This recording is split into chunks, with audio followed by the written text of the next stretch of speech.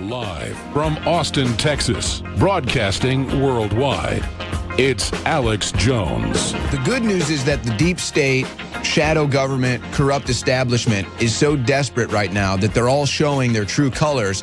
And the middle-of-the-road Americans that aren't necessarily politically involved, politically active, watching the news, paying attention to everything, are seeing them now because they're showing their true colors as absolute anti-American hypocrites. Here's a video compilation of the political left showing its true colors as hypocrites.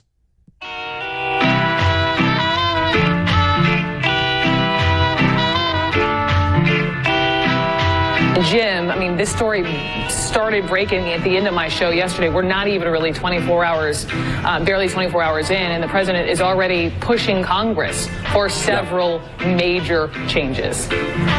Right. I think President Trump, Brooke, now has the world record for injecting politics into the aftermath of a terror attack. That is exactly what has happened in the last 12 hours. Who blames a gun every time? Tweeting about this, and then if you look at his comments that he made at the beginning of his cabinet meeting, in addition to regarding the U.S. justice system as a joke and a laughingstock, he also called about CNN as a joke and laughingstock. Sweeping changes to the nation's immigration system. I am bothered by an attempt by anyone to try to politicize this situation. That plays right into the hands of the terrorist. Look, the last thing the president or anyone else should do is politicize this tragedy. We have to find out what happened here. Amazingly and tragically, in the midst of what has just happened, the United States Congress was about to entertain two pieces of legislation that would have made a bad situation worse. This is the quote-unquote SHARE Act, which would allow people from other states to bring guns that are illegal in New York into New York, and would make our city more vulnerable. Well, Mr. President, there are precious few words for days like this.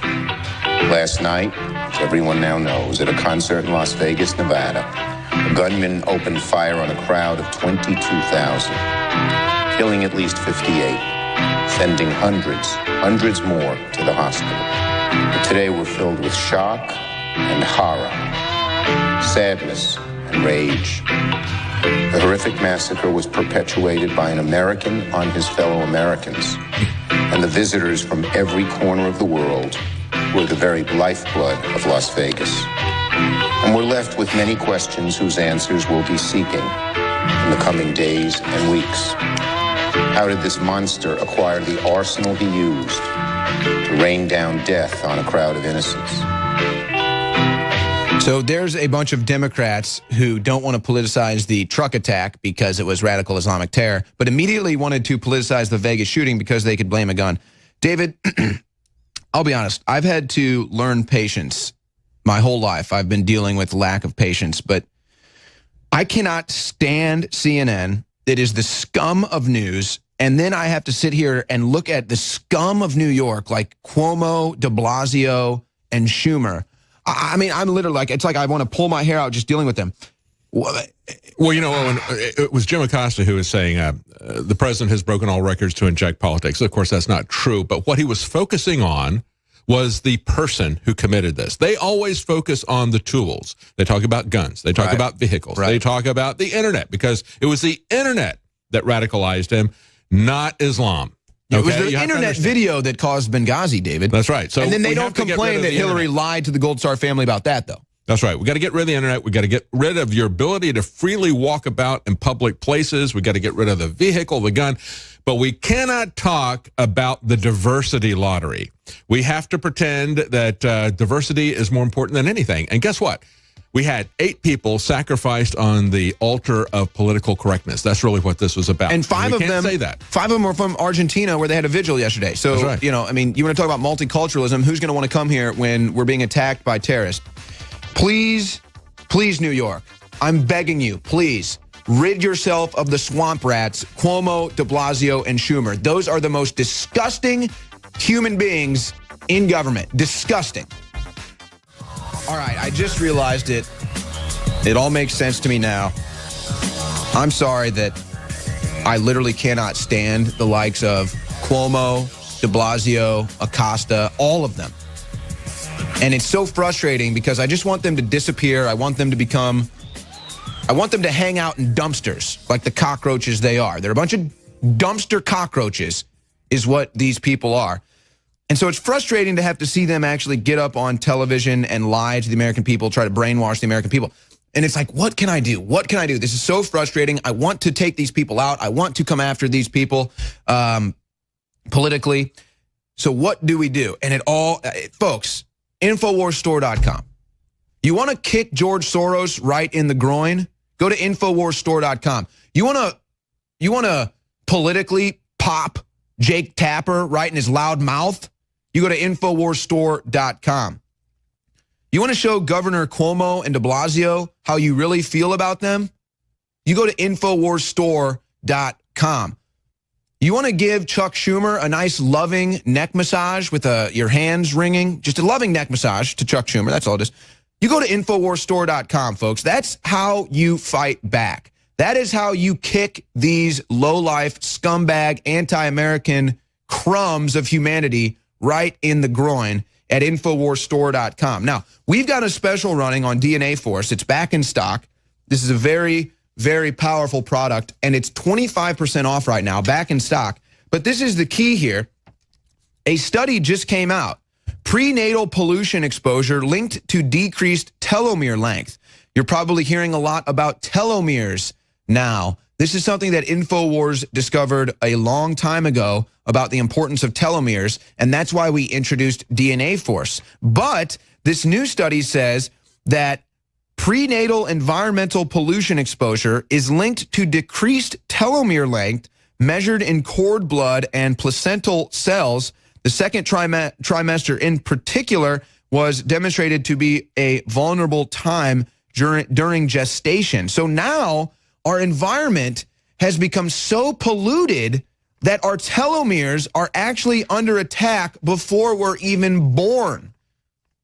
Now, this is a very important health notice, folks, that your telomeres are under attack before you're even born. So what do? We provide you solutions. DNA Force is our groundbreaking product. It is the best product on the market when you talk about telomere health. Don't be confused by the other people trying to sell their new latest breaking stuff. We have the breakthrough. We have the science. We have the most powerful products, and we have it at 25% off. So as you're seeing all this awareness about telomeres, just like usual, InfoWars was ahead of the curve again, and we have the most groundbreaking product.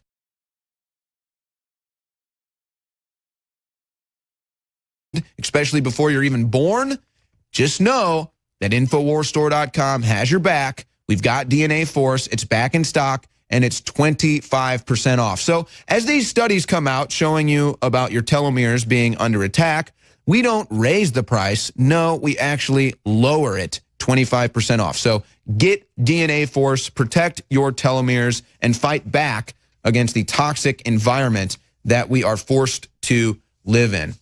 We're now joined by Paul Joseph Watson. He's constantly fighting back against the left liberal double standard. Paul, thanks for joining us today. Good to be back, Owen. Well, Paul, you unfortunately have to bring to light the truth about a lot of these terror attacks, a lot of these events. They happen in Europe, they happened in America as well. And you're really just trying to fight back against the mainstream television news that doesn't want to give the full story in the name of political correctness.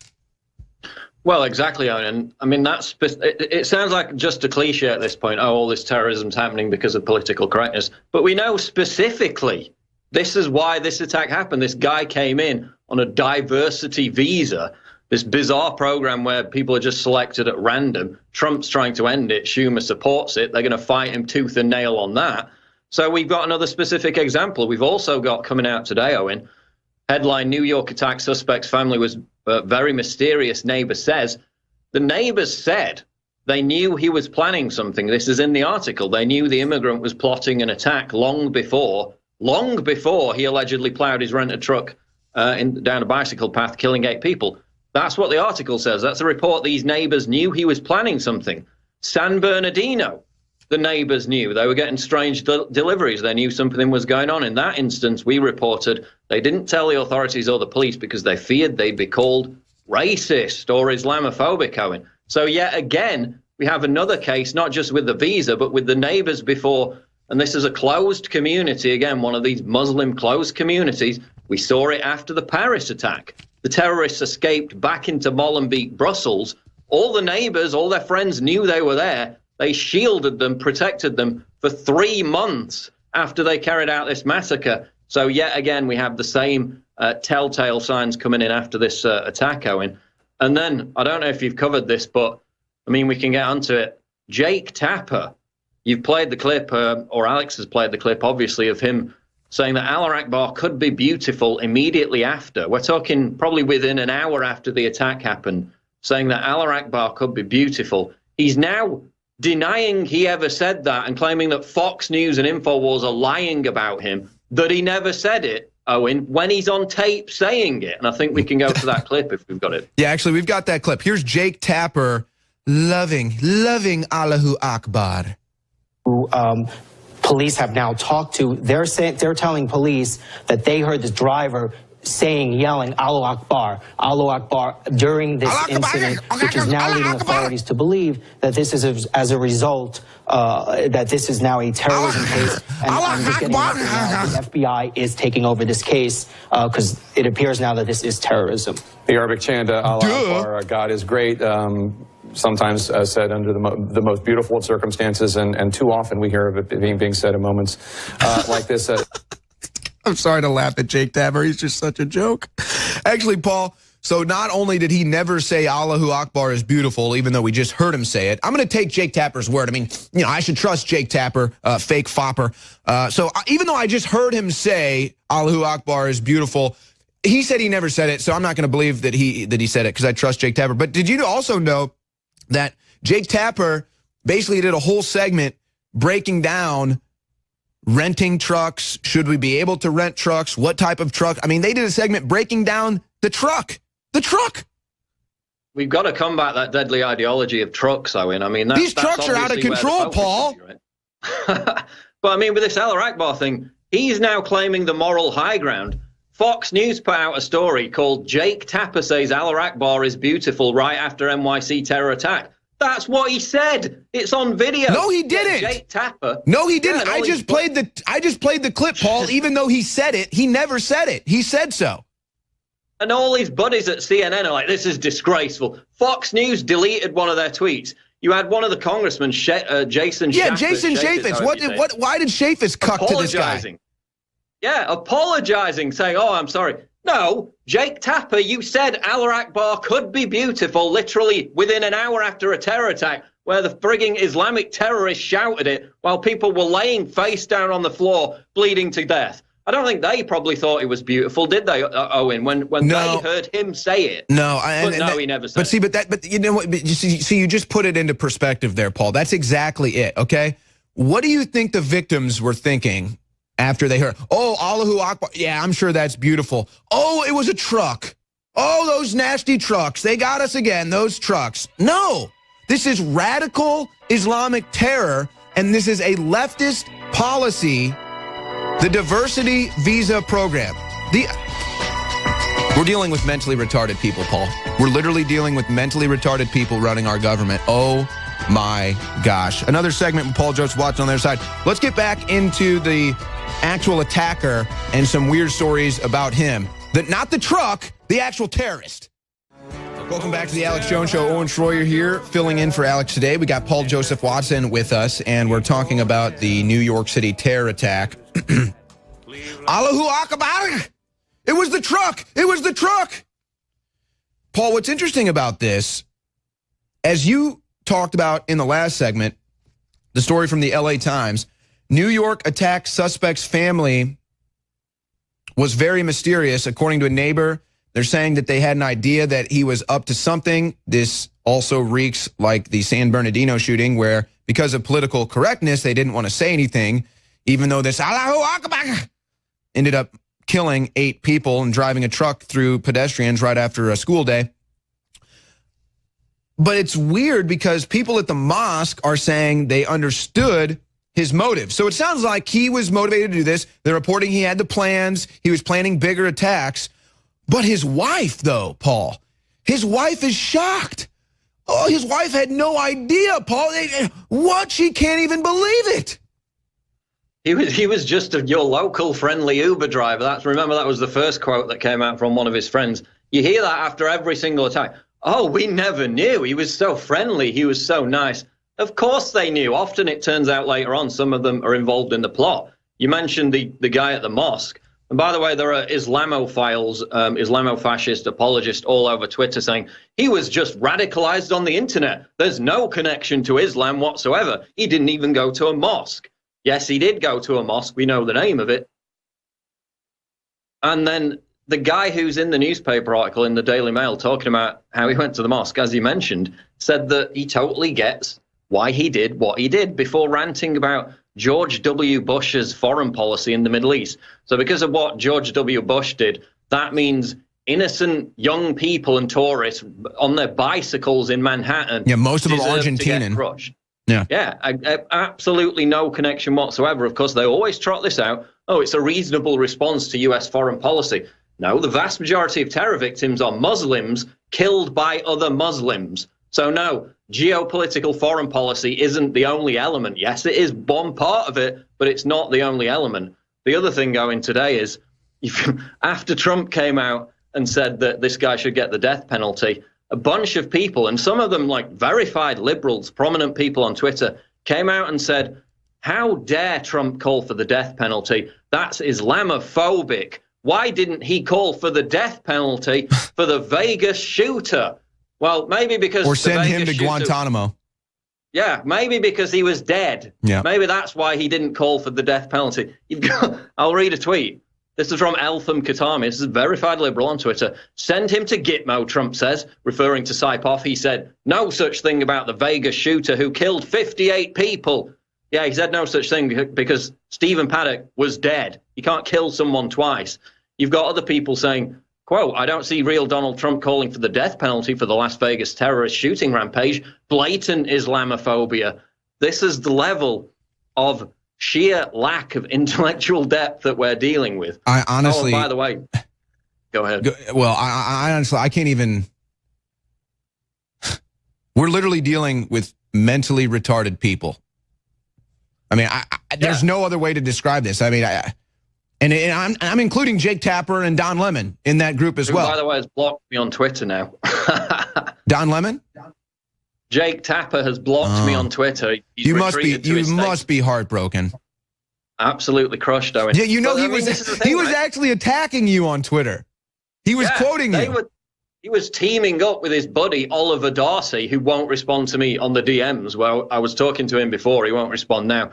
And they're on their high horse saying, look, Fox News got this disinformation from InfoWars. Look at this sewer pipe. He never said Allah Akbar is beautiful. Are you deaf? The hell is wrong with you people? Owen, it would be like after Charlottesville. Of course, we've disavowed the alt-right completely. The left never does that with Antifa. But it would be like after Charlottesville, if I came out, got on YouTube or got on this radio show and said, oh, but the Confederate flag can be beautiful. If that's the first thing I said 30 minutes after that girl was killed in Charlottesville, do you think the media would have been jumping down my throat? Or if Alex had said it, would have been jumping down his throat? They would have been all over him. Jake Tapper can say this, and now he's just claiming he never even said it. This is completely Orwellian, saying Fox News is bad, I'm bad, and InfoWars is bad for playing a tape of him saying it. What is wrong with these people?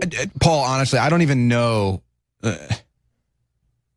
It's like beyond Tokyo Rose. Like Tokyo Rose telling people in Japan, we're winning, we're winning. There's obviously an element of that going on. People trying to trick the American public into thinking that Trump's losing, the Trump movement is winning. Even though it's just having devastating victory after devastating victory, the Trump movement is kicking ass. It's nowhere near stopping. It's gaining momentum, in fact. So you got all these Tokyo Roses out there in the media that are trying to spin it.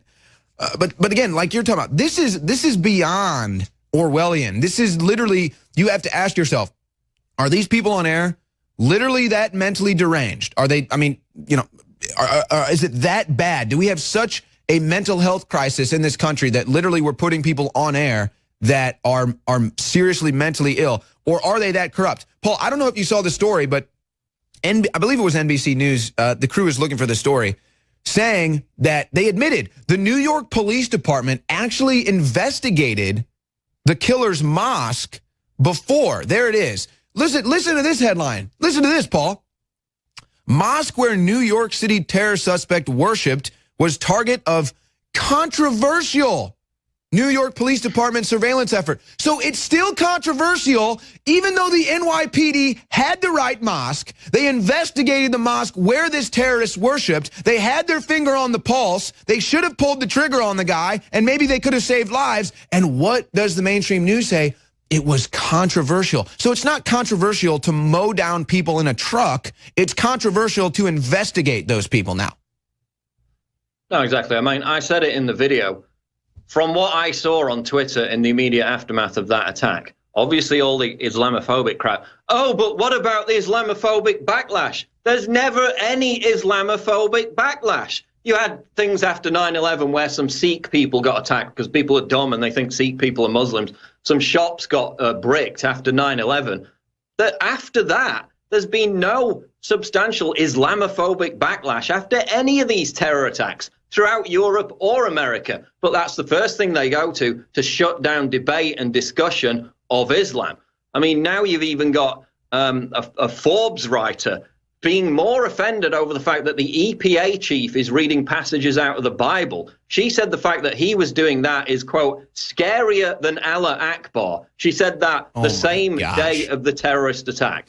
Well, yeah, I mean, I could pull up, 0 stories of someone saying Jesus is Lord and then running people over. There's no stories of someone holding the Bible in the air and then murdering a bunch of people in the name of Jesus. Allahu Akbar, Allahu Akbar. Then you could have at least 800 to 500 people dead. But it's almost like 9/11 never happened to these people, Paul. I mean, again, we don't need to get into what actually happened on 9/11. But the official story is radical Islamic terrorists hate our country, hate our way of life, want us all to die, want to stop the Western influence on the world. But then they just kind of sweep that under the rug as if that never happened. And now it's Islam is good. They don't hate us. Don't be Islamophobic. Don't be racist. Be a good liberal. Bend over and be raped by us and die. That's what they want. They want us all to die. It's honestly hard to talk about this stuff on a day-to-day basis and to cover it on a day-to-day basis. And the madness, the insanity will drive you insane, because you've got people that are consciously trying to destroy humanity, destroy this country, lie to you, brainwash you. And then you have their minions that have the same characteristics of hate and victimhood, but they're just brainwashed minions. Now, it can all be kind of summed up with Snoop Dogg putting out a new album cover that says "Make America Crip Again," and then has Donald Trump's dead body as he is standing over it with a drink in his hand. So, imagine if a country artist did this with Obama's dead body, okay? You would have such outrage that you couldn't even, CNN and MSNBC wouldn't even stop covering it for a month. But this is the truth about it, Paul. This is what I think the American people can see from this. And again, it's so frustrating because I know they're losing. I know that this is the Tokyo Rose. I know that this is their desperate last stand. But it's just, it just hurts me that people are so hateful and so ignorant. It honestly hurts me. But when we say that they want you to die, when we say they want to turn America into a third world gangland, it can all be summed up in this one album cover. Make America Crip Again? What is Crip? The Crip is a drug-dealing gang of thugs. What is a dead body doing on the cover with Trump as the dead body? They want Trump dead. So they want to kill you, and they want to make America a gangland again. Paul, how am I supposed to respond to this? But we're the hateful ones, Owen. We're the vindictive, spiteful bigots that really want to go out and attack. Yeah, we're the ones that, no, Paul. Actually, Paul just hit it on the head. You're right, Paul. We're the ones that won't accept the results of the election. That's us.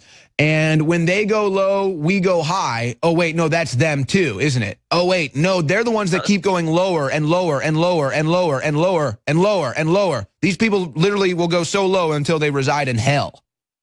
Yeah, every time they come out with this same line, which is, oh, Trump's being so divisive. Trump supporters are so divisive. No, you can stretch it back right to what? A year before the election, they were sending in people to beat up Trump supporters at his own events. We've seen this assassination fetish dominate cultural institutions have put this out. You had BuzzFeed. We got the internal chat logs of BuzzFeed writers joking about Trump being assassinated. There were major journalists like India Knight of the London Times, Monisha Rajesh of The Guardian. You even had a so-called conservative, Ross Douthat of the New York Times, all making jokes or, in some cases, directly calling for somebody to assassinate Donald Trump. But we're the divisive ones. We're the hateful ones. Kathy Griffin can hold up his decapitated head, but we're bad. We're bigoted. We're hateful. And then you've got Snoop Dogg. Right, here's a guy whose career has completely fallen on its backside as of about 10 years ago. He's gone through all these ridiculous reinventions of his image to try and grasp back some kind of relevance.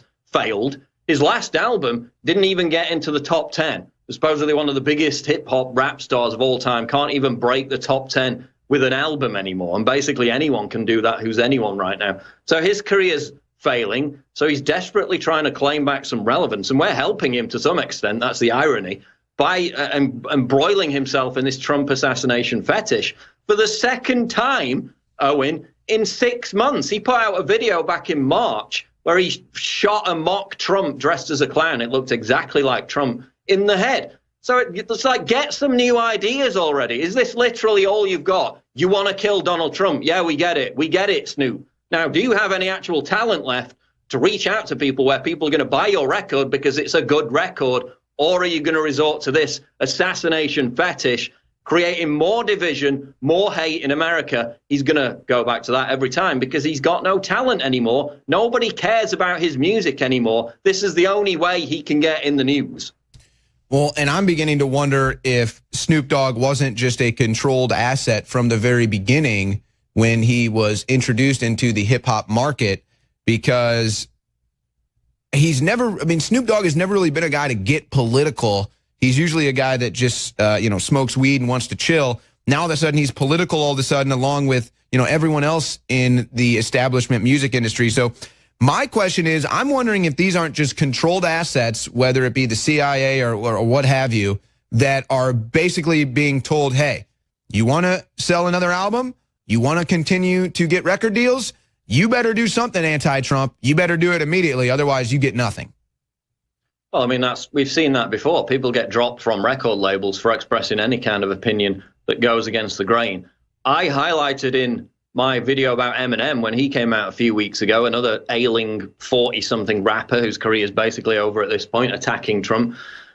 Trump, as of 5-10 years ago, all these rappers gave him shout-outs, positive shout-outs in their songs. And in fact, I put a medley together in that Eminem video where it's all Trump this, Trump that. He's done so well. He's so great. He's got so much money, rich like Trump. Yeah, and you only got to like a quarter of them. You didn't even play all of them.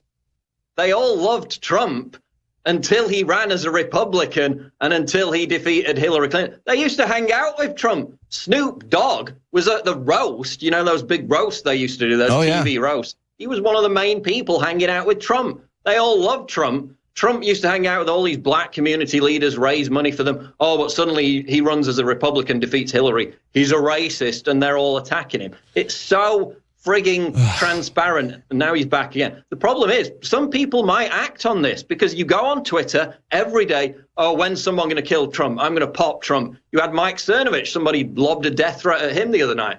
You had Michael Sanford tried to assassinate Donald Trump before the election. This was a British social justice warrior who was radicalized by all this mainstream media rhetoric about Trump's a bigoted racist, literally tried to grab a cop's gun at an event and shoot Trump in the head. The media buried it and said, oh, he was just a misunderstood kid. So people have acted out on this. They are going to act out on it in future. That's why it's dangerous. And they're causing the hate. They're causing the division while we get blamed for it. Yeah, and real quick, I'm just going to put a conspiracy theory out there. I'm going to say that the New York terrorist who drove the truck into the crowd of people was motivated by the Democrat ad that showed the guy with the truck with the Confederate flag running down kids. I'm going to say that he saw that ad and that motivated him to run people down the streets, because I don't want to be anti-Islam and Islamophobic, so I'm going to say it was that ad that motivated him. But I'm just curious, Paul, again, is Snoop joking? Like, does he really hate Trump? Does he really care about Trump? Is he even friends with Trump and behind the scenes saying, look, Donald, I'm sorry, I have to do this for my career. You know, I got a family, I got these bills. Like, I'm sorry, Donald, I just have to do this. Or because there's no reason for these people to hate Trump. There's no reason. He's done nothing. He's literally done nothing to these people. He was never in politics. All he's done is created businesses, created jobs, created markets, created skyscrapers. There's no reason. They all love Donald Trump. Oh, but now all of a sudden they hate him.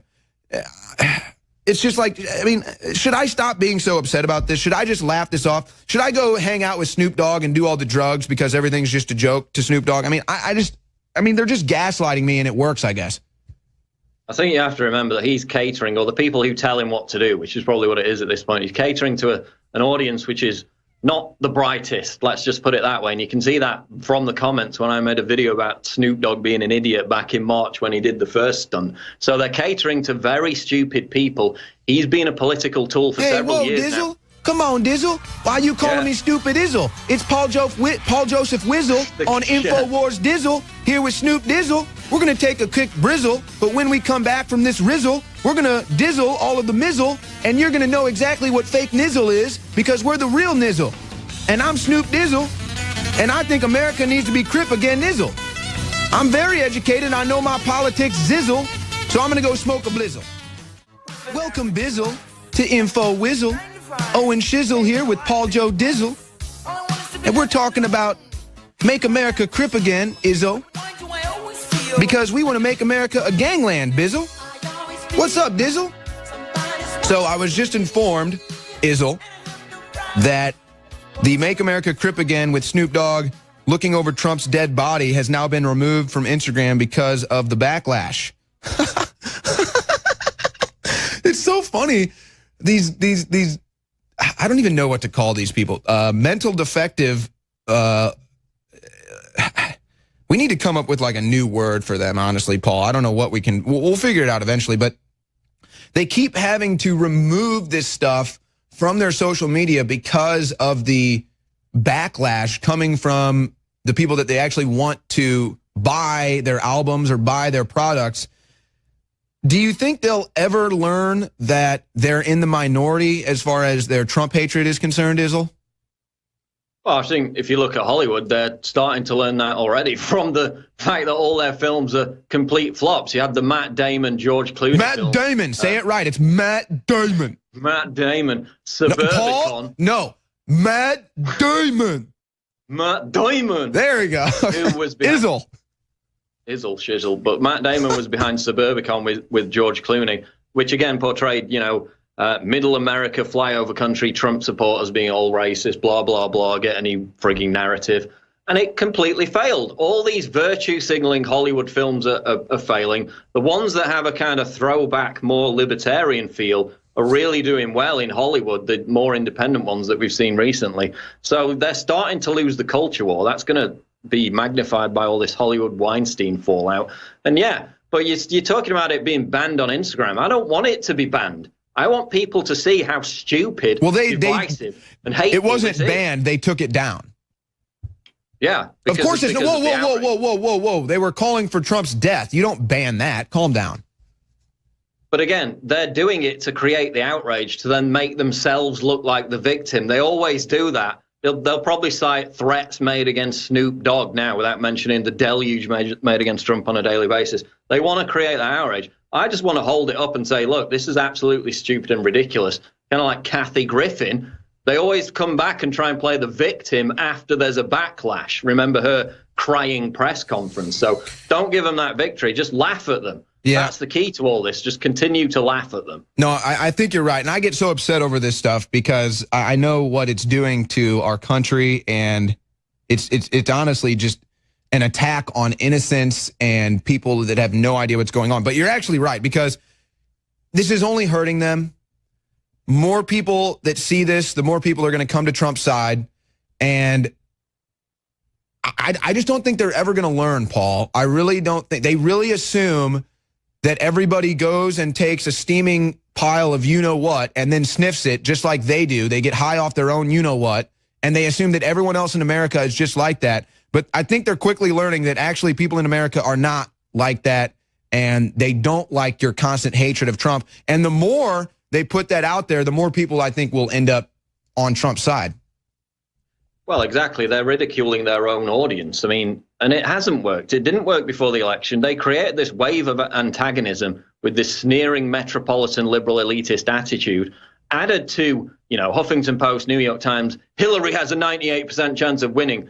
Sheer overconfidence, sheer naivety, combined with this unbridled arrogance and hatred of ordinary people, which you see across the board, by the way. You see it in my own country, the United Kingdom, the sheer hatred, the sheer snobbery directed against white working class people. And that's what you got with the backlash with Trump. So if that's all they've got is, oh, let's kill Trump, isn't it funny? Ha ha. Then they still don't have an actual argument or any policies that are going to resonate with the American people. You've had top Democratic operatives who worked for Bill Clinton, not Trump supporters, come out recently and say he's a shoo-in for 2020 because the Democrats have still got no policies, and they still think that just smearing everyone as racist is a winning election strategy. Newsflash, 2016 happened, it isn't. So carry on portraying Donald Trump as dead.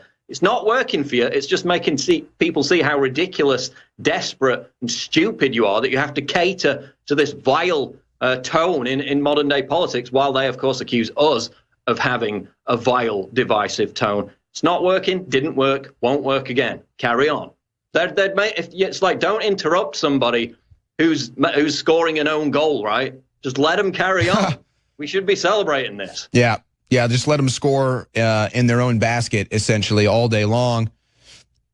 But the crazy thing, I don't know about it in Europe, Paul. I would imagine it's the same thing. But here in America, the anti-white hatred, this hatred against white people, is from 95% white people. When I go out on the streets and I have a bunch of people telling me I'm an effing white male, or white male privilege is the biggest problem, white men are the terrorists, white men is the face of evil, it's always coming from white people. What in that? I mean, so what do you do with that? Well, to boil it down even further, it's coming from actual privileged people. Like my dad got up at 6 a.m. for 30 years and went and worked in a factory, okay? I didn't have any privilege, all right? I worked my way up. I had to work hard. I get people who I socially fraternize with occasionally, and they're constantly lecturing me about my privilege and how colonialism's evil and how I'm to blame for it, when they were literally in the best schools, okay? They had to work for nothing. They got everything handed to them. They're the most privileged people you can imagine. Across the board, white, black, or whatever, doesn't even matter. And yet they'll lecture me about my privilege when I didn't even have any. And that's the snobbery I was talking about before, which is even more noticeable in the UK, where they will just treat working class white people like absolute crap. There was a case on Twitter where this woman tweeted out a picture of some builders in like construction gear just going into a cafe and getting their lunch or whatever. And she was like, oh, there are only 2 GCSEs between these guys, GCSEs being a high school qualification. And it's just that level of snobbery. We see it all the time. Talking about white people, Owen, we've got this 4chan stunt. I don't know if you've seen it, where they launched It's Okay to Be White, where they just printed out the words, it's okay to be white, plastered them up in public places totally legally. And it caused absolute outrage from people who are now all over Twitter saying, oh, no, it isn't okay to be white, exemplifying, proving their point that there is this virulent form of anti-white racism that's now dominating the far left, the regressive left, and they're only proving their point by the fact they got so outraged over this. and they think it's part of this white supremacist takeover. It's only played into their hysteria even more. So here's what needs to happen, because I'm sure a bunch of those people on 4chan listen to the show. Now here's your follow-up experiment. It's okay to be black. Put that in public places. See what happens. It's okay to be Muslim. Put that in public places. See what happens. There's your social experiment. You will find out that it's only okay to be white is receiving backlash, being torn down, people shooting videos, people getting offended, and it's all because you're white. And Paul, you know, that's the other thing that really bothers me too. And I'm not going to sit here and talk about myself. It's just when all these people say, "Oh, white privilege. Oh, you're a white male. You've never had to deal with any hardship." Never. I'm like, you don't even know me. You don't know about my history. You don't know about my family. You don't know anything about me, and yet you're sitting here making all these assumptions about me because I'm white. It's like if you actually sat down and have a conversation with me, you might find out that whatever you're assuming about me is completely wrong. But there it is. That's their inherent racism. That's what they don't see. They are truly racist people. In fact, here, I mean, again, but they're all white. They're white. Well, the fact is, Owen, they're self-loathing people. We saw a similar thing with the whole male feminist thing. Like, I've been called a misogynist, a woman hater, a sexist for years for criticizing third-wave feminism, which, by the way, the vast majority of American women don't agree with anyway. So it's not criticizing women, it's criticizing an ideology, just like criticizing Islam is criticizing an ideology. But you'll notice a lot of these sexual abusers that have been exposed in the media, especially over the past 3 weeks, were all prominent male feminists. They were the people who were lecturing me and Alex Jones for years, saying we hate women, and we're spewing hatred towards women by criticizing an ideology, while they're literally physically assaulting, sexually abusing women while proclaiming themselves to be big male feminists. So it's the same thing every time. They're transposing their inherent guilt and self-loathing onto you because they're fundamentally unhappy people. And we've seen that over and over again, by the way. They're all manic depressives, a lot of these big leftists. So again, it's taking that self-loathing. That's the only way they can get rid of it, is to transpose it all onto us, the evil right-wingers. When we're the most friendly, approachable, we'll talk to anyone, as he said. You'll go up to anyone during the protest, you'll talk to them. We're the most open, tolerant people, yet they have to transpose that evil onto us because they're fundamentally self-loathing people. That's Paul Joseph Watson. More of the Alex Jones Show on the other side. Infowarsstore.com. Support us.